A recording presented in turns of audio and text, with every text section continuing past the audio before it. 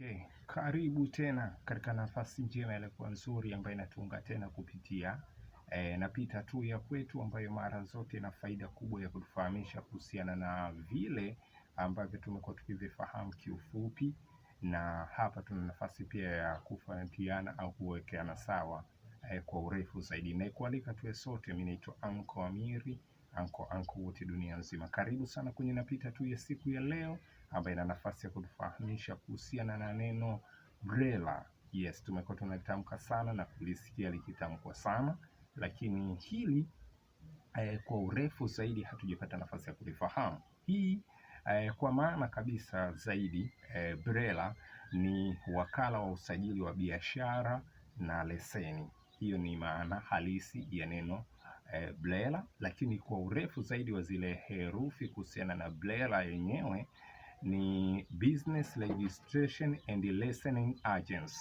Hiyo ndo kirefu au urefu wa neno BRELA, yani Business Registration and Licensing Agency, na hawa ni wakala wa usajili wa biashara pamoja na leseni. Kama ulikuwa unafahamu kiuchache sana kupitia napita tu, tunagusiana kama hivyo, lengo kuwekana sawa au kupatiana kufahamishana vile ambavyo tumekuwa tunavifahamu kiuchache au tumekuwa tunavifahamu kwa urefu zaidi, lakini kuwekana sawa pia ni moja ya sehemu na ndio jadi yetu sisi ambayo tunaitumia na kuweka hii hapa. Kwa hiyo asante sana na shukrani pia kwa kupata nafasi pia ya kudeal nalo hili na kuenda nalo sawa.